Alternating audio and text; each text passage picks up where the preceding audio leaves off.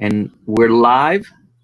Good morning. Let me check on our Facebook page. Make sure we are. Yeah, going public. We should be going public now. And all right, I think we should be. I'm not sure. Hopefully, our Facebook is transmitting. I think we should be live on Facebook now. Let me make sure, double check that here. Yeah. Okay. All right. Well, good morning. This is Educators Drinking Coffee. I am Juan Castillo. I have a special guest this morning, and that is Mr. Anderson. Good morning, Mr. Anderson. Good morning, sir. Good morning. Good morning. Today we're going to talk about relationships. I also want to talk about your perspective as an international teacher, through this whole transition and talk a little bit about, your past teachings back home. So tell us first a little bit about yourself. Well, I'm a father of two. I'm married, and I teach at PCHS, Pasquotank County High School. I'm a math teacher there. Yes, I've been in the education system about 10 years now. My first 4 years was as a classroom teacher in Jamaica, and then I spent another 4 years on a structured team called the math team in Jamaica. The focus of that team is really to give mathematical support to teachers at the different levels where mathematics teaching is concerned. Pretty much to enforce and encourage a kind of conceptual way of teaching mathematics. Gotcha. And then I left there to pretty much broaden my horizon, and I've been here in the States for 2 years now.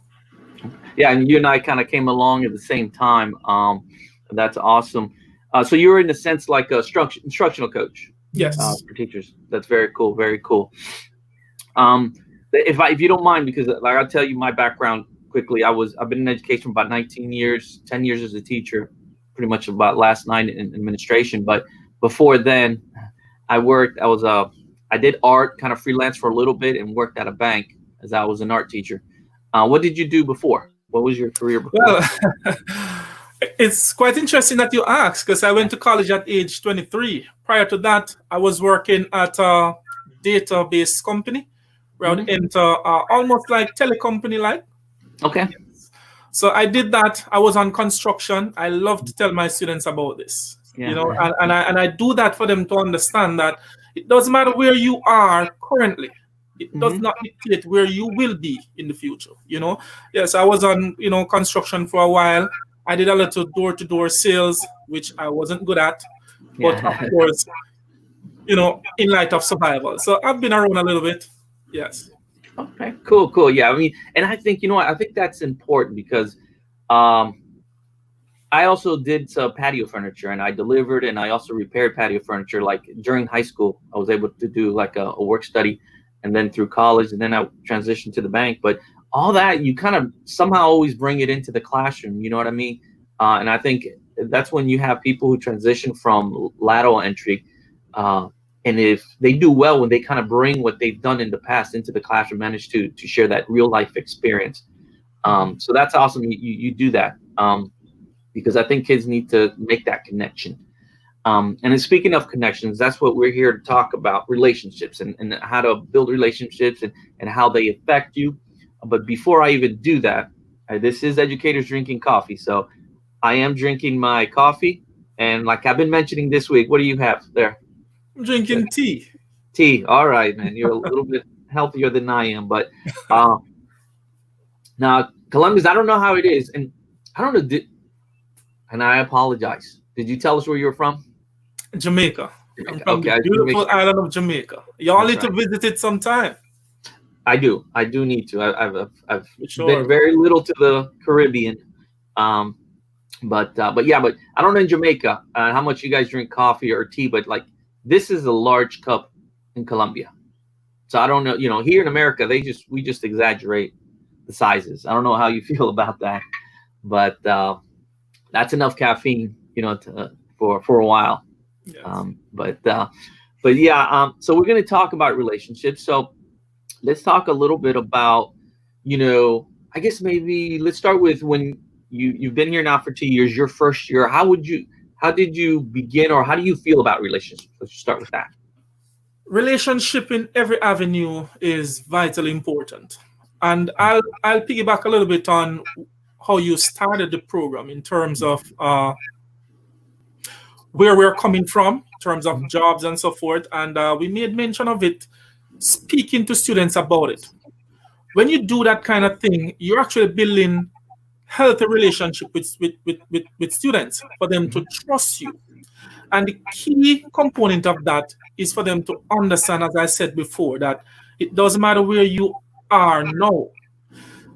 And I say that because while I was in high school, I really didn't pay much attention to schooling per se, because all my brothers were on the construction side, and I figured that that would have been my destiny to be there. So I figured that I don't need all this math thing and this English thing to work on the construction side. That was my mindset, and I keep on saying that to students for them to understand that, hey, even though your current situation might seem as though you won't make it to college or you won't amount to much than what you're exposed to, than what is happening in your community. I use my experience for them to understand that there's far more for you. And that comes through relationship. Students trust you more in that regard because they see someone that they can relate to. Now, fast forward a little bit to me coming to the States. The culture in Jamaica is vastly different from here in terms of how students interact with teachers. Yeah. If I might say, students here seem more entitled than in Jamaica, because in Jamaica everyone knows that it's hard and you gotta earn your own. Yeah. So coming here, how students interact with teachers, it was a little bit challenging for me because I'm not accustomed to that kind of thing. And many times I would come to you, I'd come to the principal, Mrs. Crutch, or Mrs. Lane, the other assistant principal. And what I love about how you guys related to me, you gave a listening ear.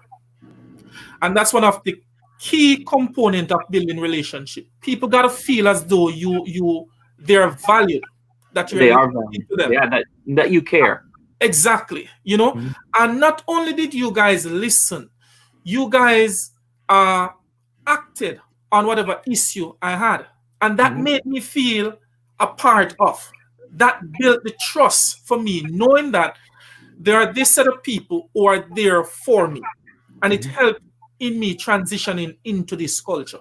So giving a listening ear, genuinely caring about those who you interact with is a big part of building trust, building relationships. I agree. Well, Mr. Stanley kind of stopped by, or he's probably watching. So good morning, Mr. Stanley. He joined us yesterday. Great interview. My brother, he's back in Orlando. He should be at work, so don't get in trouble. And Ms. Mead, thank you for stopping by. And these other folks are colleagues of ours. Mr. Tripp, a former teacher of mine, that I think when you're new and you want to be part of something, and so in your case, I'm glad we were able to make you feel that way. In the position that I'm in, many times as administrator, you move. You don't end up being in. It's nowadays you don't have administrators that last 10 years. It happens, but it's not as often as it as it used to happen. So you gotta go to the new place, and you got to build relationships.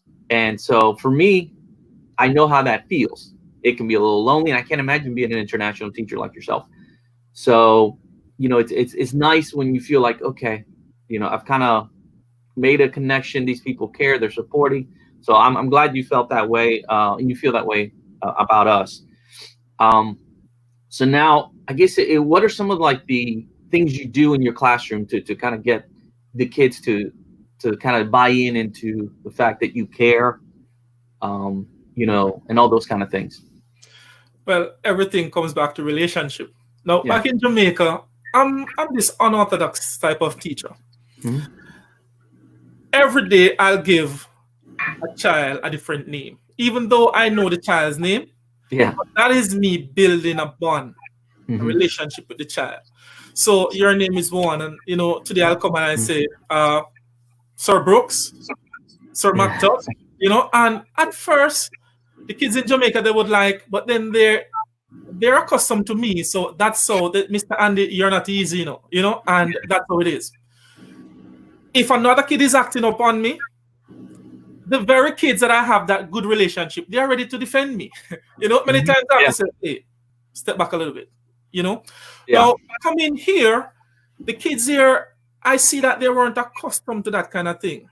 Mhm. It almost seemed as if there was this big uh segregation almost. Like Mhm. you're there as students, I'm here as teacher. Yeah. That's what it appeared to be. Now I am not like that. Anywhere I go, I must take Sheldon with me. I gotta be me. Yeah. That's. And I brought my unorthodox style with me. Mhm. And as soon as I got to learn the names, every day I would change the names, and they were like, "That's not my name." And many of Mhm. them, they were like a little bit defensive. Yeah. And I would just smile. And I Yeah. said, I know, but that's your name for today. And they realize after maybe about a week or so that I'm just messing with them. And what I do, I tell them blatantly, I'm just messing with you. I know your name, but I'm just messing with you. And so they got accustomed to that kind of thing. And it really worked to Yeah. the point where students have written me letters to say, Mr. Anderson, I really didn't like math. Yeah. And you're the first teacher who made me feel like I'm valued. You made me feel like I can do this thing. And Yeah. even though I still don't like the math, but I'm willing Yeah. to try because Yeah. I don't want to disappoint you. And that's and All that's. that came from relationship Yeah. because those kids recognize that I do care. It's not just about the math. Mhm. And as educators, we need to understand a concept called value added. Mhm. While we might not reach the kids academically, that is our sole goal to reach them Mhm. academically, but we also need to reach them socially, emotionally. I agree 100%. So if you leave high school and you really did not make the cut where the math is concerned, at least interacting with people, your social skills should improve. Acknowledging when someone cares for you, you should be able to do that because I say that, and it might sound a little bit idiotic, if you may, or simplistic, but there are several people who really don't know when others care for them. Yeah. They No, have and it all up. They're always defensive. Yeah. So if you can help them to, just relax a little bit, yeah. to appreciate people, love, care, it makes a difference. It does, and sometimes it's a lot of work, and I tell especially beginning teachers is, build those relationships. It takes a lot of effort, and but what's going to help you is when sometimes the behavior starts turning the way you don't want. It's easy to reel them back in because you build that bond. And they're like, oops, sorry, Mr. Anderson, and you can get them right back, and you're like, okay, I can deal with that. Um, and I tell teachers, beginning teachers too, so it's a lot of effort on your part to get a little bit back, but that little bit may be what gets you through the day. It helps that kid one day at a time to become a little better. And the other thing I tell teachers too now, we don't get paid enough. Um, but one way you do receive thanks is when that student comes back, and sometimes it happens that change the semester. They come back to you, and I tell people, you know, they you didn't, they go, oh, Mr. Anderson, yeah, I love you, I miss you, all this and that, and you're like, where was this person when you were in my class? But that means you made a connection with them, like you talked about Yes. socially. If the academic piece maybe wasn't all there, you helped them out a little bit, but you helped them out socially, and you meant something. I think when students come back to just say hi, and especially when they graduate and they want to come back, because it happens to me as administrator. Hey, I have oh, good morning, Miss McDaniels. She says good morning, my Jamaican friend. um, but when they come back, after they graduate and say, oh, I want to go see so and so, I honestly do the most that I can for let that student go and see the teacher. Now, if they're in the middle of teaching, I may not be able to, but I'll say, let me check. They have planning in about 20 minutes. Can you wait? I'll escort them there, because to me, that means a lot to that teacher. If the students want, for some reason, they came back to school and felt like they wanted to talk to you for some reason and share something. So that means you made an impact. And we have to value that. And I think that's part of the reward we get as educators is when a student, again, feels like you've made an impact. And sometimes we don't realize it, the impact that we made. And even sometimes when we're hard on them, that, as they get older and mature, they realize, wow, he was right. He was really looking out for me. So yeah, those relationships are important. And talked about barriers. Some of our kids have never gotten that from a teacher. Like, they actually care about me. So it takes time to kind of bring that wall down, to tear it down. But you got, like I said, it's a lot of effort and things like that. Um, Let me talk to you a little bit about. I want to hear. Well, I guess I want to hear, how is school back in Jamaica for like a typical day kind of thing, um, for you, before you, even when you can say when you're instructional coach type, or when you were a teacher, when, like, even something as simple as how early did you guys start, how when did you guys end, and All right, I'll speak to both. Mhm. All right, in Jamaica, we have two types Mhm. of school setting. We have whole day setting, Mhm. where students would report to school at about 8 o'clock, 8:30, run about there, and school would dismiss about 3:30 in some So cases. similar to ours. Yes, Okay. right. In that in that category, you have another two types, where you have the public school that falls in that category, and you have the private school that falls in that category. The public school would be for the layman, for Mhm. everybody, while the private school would be more for the affluent type, Mhm. people who are more on the side of finance, Mhm. they can afford that kind of thing. So that is one structure, the full day. We call that all day school. Gotcha. There's another structure, which is the shift system. Mhm. So in one building, there are two schools operating, if you may. Gotcha. Mhm. So the morning shift would start maybe at about 7:30, 7:30, and ends at 12. Okay. You have one principal that is responsible for both schools, if you may. Yeah. But on the morning shift, you would have maybe two assistant principal. In the afternoon shift would start maybe at about 12:30, and there are separate assistant principal on that shift. Gotcha. Uh, some schools, they, they separate it based on grade levels. So you might have the lower grade. High school, by the way, in Jamaica starts from grade 7 Yeah. Okay. to grade 11. But then we have something called sixth form, which is grade 12 and 13. Okay. Okay? Yes. So sixth form would be like pre-college courses. So Gotcha. those who want to go to college or so forth, you'll go to sixth form. Yes.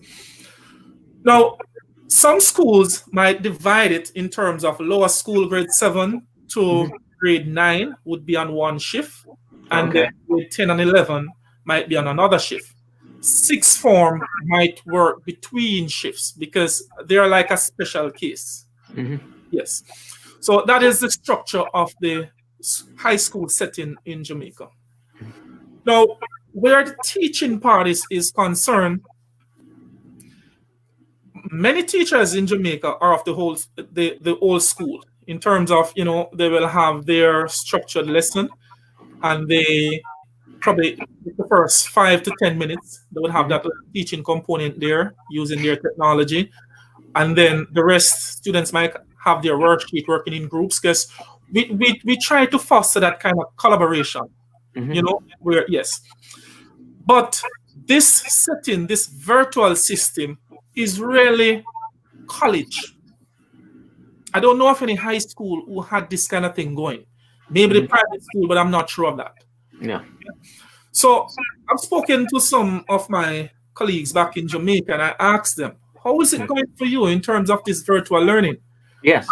The same situation like we're experiencing now, many kids pretty much check out. Yeah. Many kids, they haven't started because I've had students who, since we have been online virtual learning, they haven't logged on once. I Yeah. have several kids like that.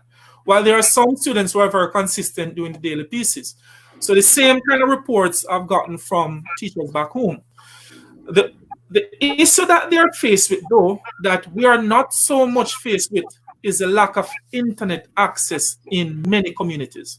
Yeah. We do have it here, And I know people in different countries watching might be saying, United States having Mhm. internet access. Yes, we do have it, but to a minute level. In Jamaica, I think by large, many communities, there are some places where internet access is not available, period. Yeah, People would have to have like plan on their cell phone. And during this pandemic, most people, the focus really is survival, food, yeah. not so much plan, So that is putting a damper on the instructional process. It must be. It must be. And the struggles we're having here, like you said, I mean, they're small compared to other countries. Same thing, Jamaica, where I come from, in Colombia, rural areas where access is very, and technology is almost non-existent. Um, the bigger cities, are a little bit luckier, but wow. How I'm trying to think. Um, And before you get to the other question, another thing is Jamaica is not as privileged as here in the States, where most schools have Chromebooks. yeah, So during this time, students would be issued Chromebooks as a device that they can access their online pieces yeah, on. In Jamaica, that's not the case. That's not the case. I mean, whatever students will access their schoolwork on would be their personal laptop or wow, phone. Schools do not have such resources to issue to students on an individual basis. All right. They started a program where a few schools might have had what is it called? iPod. A yeah, few schools might have the iPod system going there, but in terms of to a wide extent, no. It's almost like a trial run, like some yeah. pilot schools might have this kind of thing going. So the vast majority would not have that access. So that's another thing that could prevent many students from accessing the online component of learning. Yeah, I mean, it's just crazy to think that this day and age, but that's the reality. Um, and I want to get back a little bit to, as far as so that's there. Um, because I've been asking pretty much almost everybody that comes in, going back to and switching to March 13th, when we've made the switch. And I think you and I might have had some conversations prior to that. But so, what was going through your mind when you finally learned, okay, we're going virtual now? Well, honestly, I wasn't too fearful because during my regular uh, daily routine in Mhm. the physical school setting, as you know, our district would have subscribed to Canvas. Yeah. And I would have been using that on a daily basis. So students know how to access their work there. Mhm. Even those who might not be at school, uh, I can always email them to say that the work is on Canvas. They have their videos there, so they know how to do that. It's just that we weren't doing this online thing per se. Yeah. Now, there's another thing called Google Classroom that I've never used, and this is going to feed into the whole relationship and support thing that we're talking about. Yeah. Now, there's a very, very, very, very new teacher to our building, Yeah. Mr. Miguel Rosas. Yeah. That guy is from Colombia, your hometown, and Yes. He's he's very actually. techie. He's very techie, and I was privileged to be named his mentor. And during that time, even before that, we really forged a healthy relationship. Yeah. So we're like buddies. Yeah. And he told me about Google Classroom. And I Yeah. said to myself, hey, knowledge can't be too much. I want to try this thing. Yeah. And I know And that's you. That's based on you. how he sold it to me, it was quite interesting. I wanted to know more about this Google Classroom thing. And he taught me how to use it. Yeah. And some days, and that is what I'm using now, by the way. Yeah. And I like it. I really like it. Yeah. And there's some days when I'm having issue, Yeah. like accessing certain files or retrieving certain documents. And I call him, and he told me about this app called AnyDesk. Okay. AnyDesk, once you have it on your device and someone else has it on their device, I Yeah. can pretty much take over your device. So Okay. he will do that and take over my screen, and he's helping me to navigate through that kind of thing. So he taught me about AnyDesk, and then I taught my wife about it. So the relationship, as you made mention of before, once you have that thing going where people feel safe, comfortable, secure, and supported, then the output will be more than you had imagined.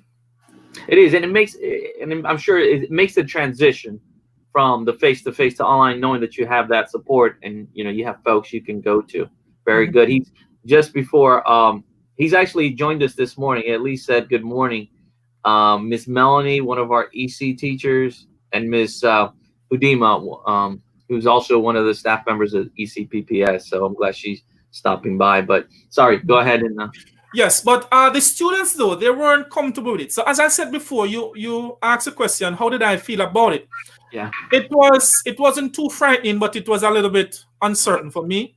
Yeah. And then the comments that many students made caused the unease to raise a little bit on my part. They were saying that, Mr. Anderson, I've done online classes before and I didn't fare well, and I don't want to do this thing, especially mathematics online. Yeah. And so if we were to go virtual, I'm not going to do the pieces. And I was faced with that fear even before we started from the kids.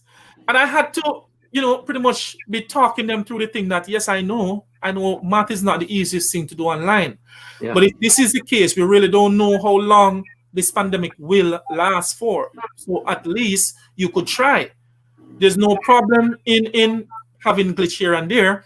It's just to learn more about it in the event that we have to do this thing on a long-term basis, And as many kids told me before that they will not sign on. They really didn't. Some of them really didn't. While some of them, they came on and they started going through. And I just want to point out something before you cut me off there, that as teachers and as parents, we have a misconception that the kids are techie, they are techno-savvy, which is true in most cases.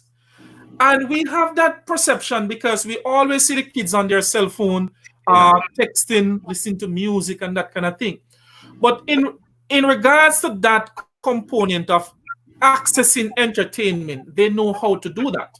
But as it relates to accessing other avenue on the device, like educational stuff, where to find it, how to navigate around certain programs or that kind of thing, it is surprising that many students do not know how to. And this transition into the virtual learning makes it a little bit more uneasy for them. And that is why many kids don't even bother to do this thing, because they don't know how to access the thing. Yeah. So, your anxiety really comes from worrying about them. Exactly. I think you adapt very well, so I can see that.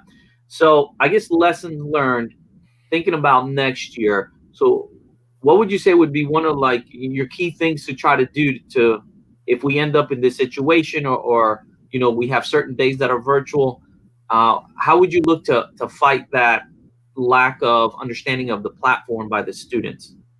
Because I think people out there, trying to figure out ideas, because that's been a thing. We tried to transition so quickly in a new platform or platforms, and our kids didn't fully understand it, and that's going to be a struggle, like you said, every time to access information, to log on. So I would like to know just some ideas of what you're thinking for next year. Well, I think it's key that every school district should understand which platform they're going to use if there's a prescribed platform. And the focus really should be for everyone to get acclimated with knowing how to use that platform. Yeah. Like for us, we will be using Canvas. Yeah. So the focus now for all teachers, I believe, should be to take baby steps with their kids in knowing how to access information from there. Mm-hmm. There are some teachers who know nothing. They know zero about Canvas.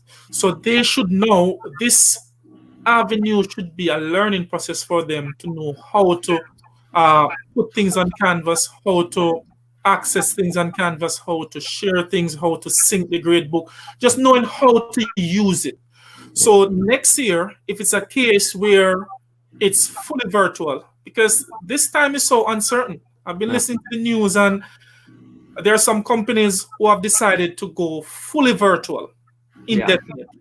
We really don't know what the school system will look like in a few months' time, which is the fall semester. So Yeah. in the event that we have to go fully virtual, at least for a period of time, Mhm. everyone should know how. The know-how component should be in everyone's pocket per se.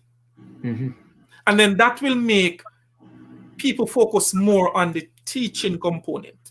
That's it. And That's right. students focus more on learning the concept. Because what is happening now, they're faced with two challenges. One, learning the math or whatever subject area, and two, learning how to manipulate the platform. So if And you yeah, focus on learning the platform now, it makes next semester far easier for them to navigate. it is. It almost needs to be second nature because if they're battling how to navigate, their mind, their focus is not on the actual instruction and the material Exactly. that they need to understand. I agree with you. And same thing for, like you mentioned, for staff members. You gotta use it, you gotta try, and you gotta be willing to experiment and manipulate some of those platforms and the things that the devices that it brings, so you can transition in more seamlessly, um, so the students can use it. Okay, I see it. Because otherwise, sometimes students know how to manipulate and say, I don't know how to do this. I don't know, and next thing you know, you're spending your time on the platform, not the instruction. So Yes. I wanted to quickly say hi to Annie, a longtime friend. Thank you for stopping by back in Greenville. Say hi to Danae for me. Um, oh, and again, Mr. Rosas again. He's there watching. We're coming here to the end. And I guess just I appreciate your time. I always appreciate you're also willing to listen. When I kind of come by, I talk a lot, and I guess people can tell that. Um, but yeah, you and I have built a good relationship, and part of it is I think we both have come to this country. It was a long time ago for me. So I may not have the full understanding of what you're going through, but I understand. I would say just at least a little bit. So I wanted just to give you a little bit of time to, if there's any, shout outs or any advice, even for students now or fellow teachers, or if you want some suggestions from anybody out there on any particular topic. All right. Well, I'll just say this to the students because personally, I've seen where most of my students have pretty much checked out. Mm-hmm. I just want to say this to all students. Even though it might seem as if it's a free time for you, I want you to focus on the uncertainty that is our reality now. And realize that what many teachers are doing, like myself, is to get students prepared for the next grade level. So if you check out too quickly, you're missing out on that knowledge that next year you need, next school year you need. For those who are seniors, you need that kind of knowledge for college. So every level, there's a level to come. So if you check out now because you think that, hey, that's the easiest thing to do, and if my grade is not affected, then I'm fine.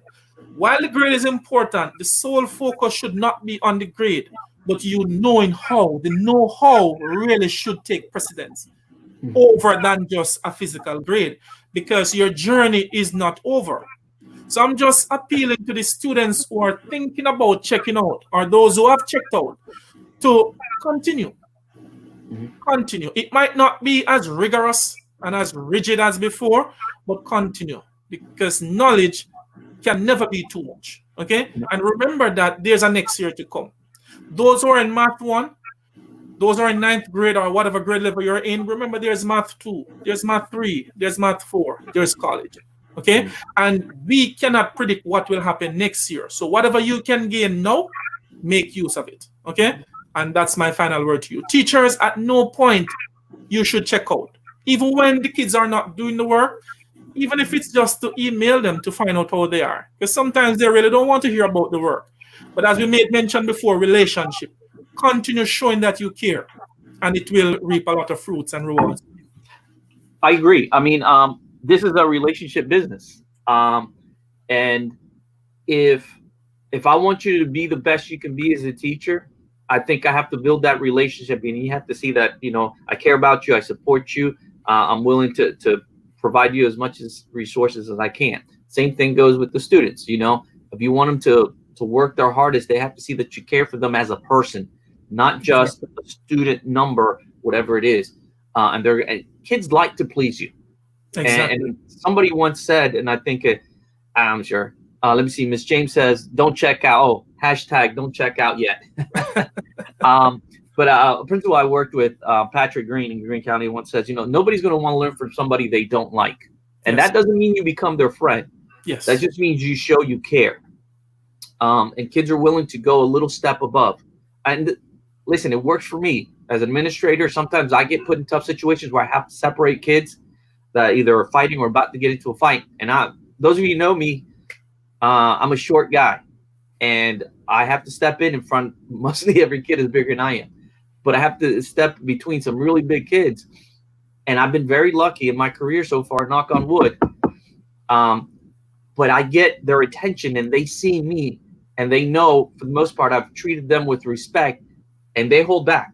That doesn't mean sometimes, get a little push here, shove here, there.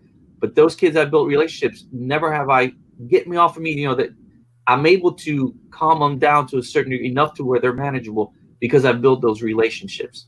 And that's important in the classroom, in the building, when you come in, as a new faculty member. My transition to Pasquotech was the same thing. I came in, right around the beginning of the year. I knew one person, that was Miss Crutch, but everybody else, it's start all over, building relationships.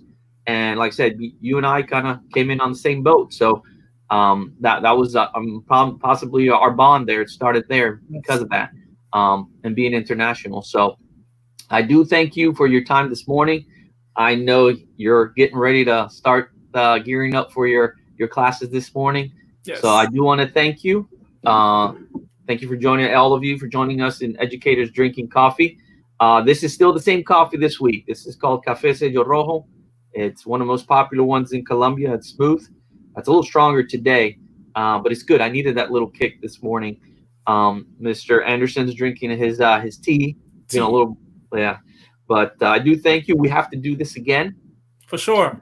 And we'll come up with the topic. So thank you for everyone for joining us for Educators Drinking Coffee. And I will see you tomorrow with, what is it, tomorrow, Friday? Yes. Okay. Tomorrow I have actually another special guest, Letty Micheletto, a former colleague of mine. She was an assistant principal when I first began my career as an assistant principal. I was actually doing my internship, and I don't know if she realized, but she actually had an impact on how I go about in relationships, and she's actually would have been good too. But we'll talk to her tomorrow, get her perspective on all this. So thank you, and I will see you tomorrow. And Mr. Anderson, you can stay here for a second. All right.